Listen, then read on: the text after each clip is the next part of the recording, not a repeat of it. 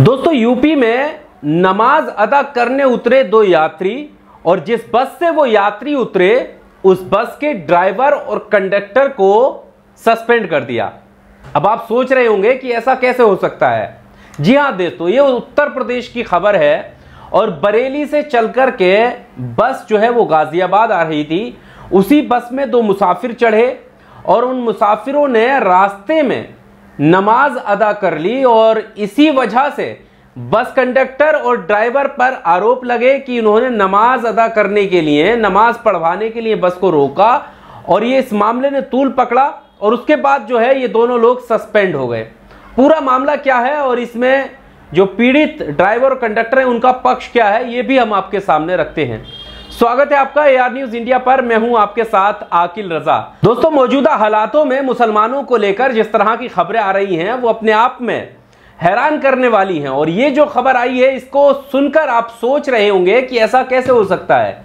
दरअसल ये पूरा मामला बरेली से चलकर गाजियाबाद आने वाली एक रोडवेज बस का है जो कि सरकारी बस है और उसके कंडक्टर और ड्राइवर पर ये आरोप हैं कि उन्होंने बस रोक करके दो नमाजियों को नमाज अदा करने दी, जिसके बाद बस में बैठे और यात्रियों ने आपत्ति दर्ज की और उसके बाद जो है मामले ने तूल पकड़ा और वो दोनों जो है ड्यूटी से हटाए गए, यानी उन्हें सस्पेंड कर दिया गया है। खबर आपके सामने सबसे पहले रखते हैं, उसके बाद हम इन जो पीड़ित दोनों व्यक्ति हैं इनका पक्ष भी सुनवाएंगे कि आखिर ये पूरा मामला है क्या और आखिर क्यों इन्हें इतनी बड़ी सजा मिल गई। ये खबर आपकी स्क्रीन पर। नमाज के लिए बस रोकने के आरोप में बस ड्राइवर और कंडक्टर सस्पेंड, ये आप देख सकते हैं, इन्होंने अपना पक्ष भी रखा है। बरेली से गाजियाबाद जा रही यूपी रोडवेज की एक बस के ड्राइवर और कंडक्टर को सस्पेंड कर दिया गया है। बस के ड्राइवर और कंडक्टर पर नमाज के लिए बस रोकने का आरोप है।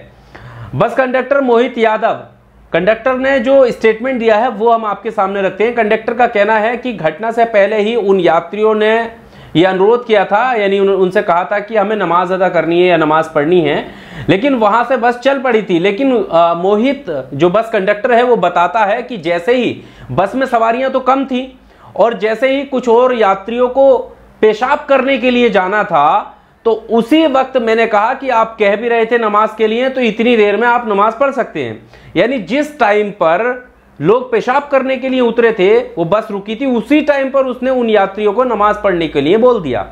अब जैसे ही अंदर बैठे, आप सोचिए नफरत जो है परवान चढ़ रही है दोस्तों, किस तरह से नफरत लोगों के जहन में कूट कूट कर भर गई है कि आप सोचिए कि कोई अगर नमाज पढ़ रहा है यानी पेशाब कर रहा है, उन्हें आपत्ति नहीं है और जाहिर सी बात है क्योंकि पेशाब करने के लिए ही बस रुकी थी, ऐसा कंडक्टर का कहना है। नमाज के लिए स्पेशली बस नहीं रोकी गई थी, ये स्टेटमेंट है कंडक्टर का। कंडक्टर बताता है कि नमाज जो पेशाब करने के लिए बस रोकी गई थी उसी वक्त में दो लोगों ने वहां पर नमाज अदा कर ली, जिसके बाद अंदर बैठे यात्रियों का कुछ वीडियो भी सामने आया है। उन्होंने आपत्ति जताई और उन्होंने कहा कि क्यों रोक ली।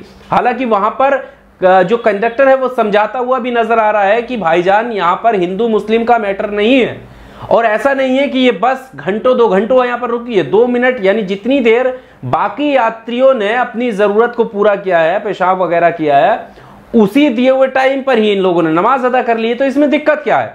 ये पक्ष रखते हुए, स्टेटमेंट रखते हुए जो है वो बस कंडक्टर नजर आया है। क्या उसने कहा, बस कंडक्टर ने बताया कि कुछ यात्रियों के पेशाब करने के लिए जब हमने बस रोकी तभी उन दोनों यात्रियों को नमाज पढ़ने के लिए कहा, क्योंकि इन्होंने पहले कह रखा था, इसलिए उन्होंने कहा कि ठीक है आप पढ़ सकते हो।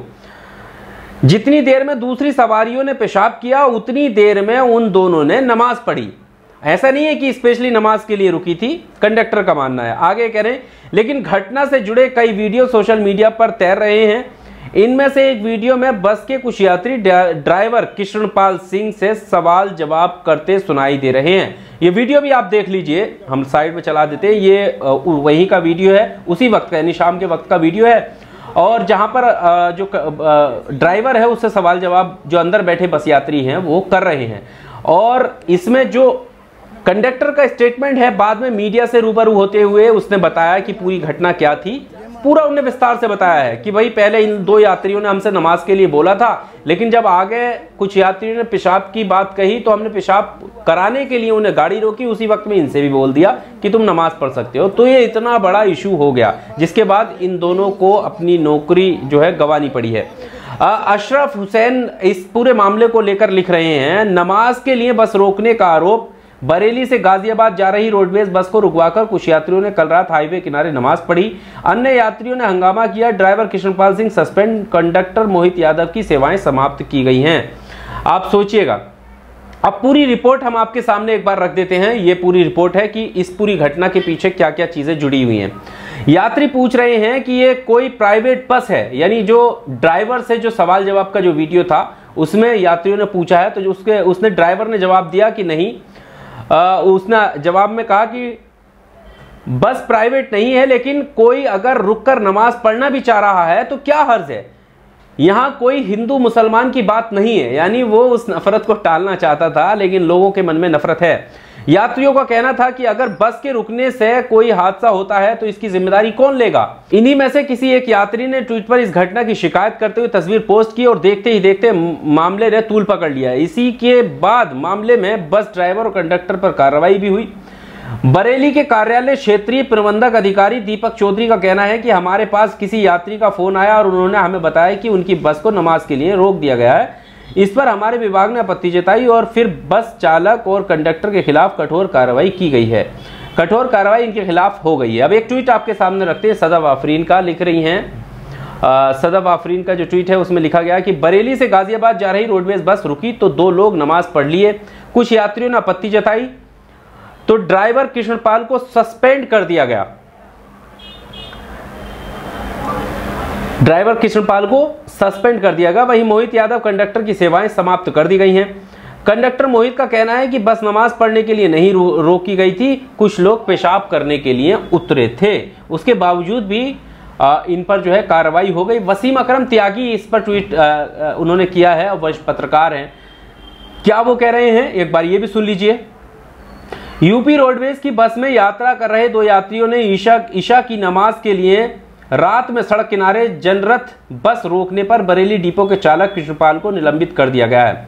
वहीं परिचालक मोहित यादव की संविदा समाप्त कर दी गई है।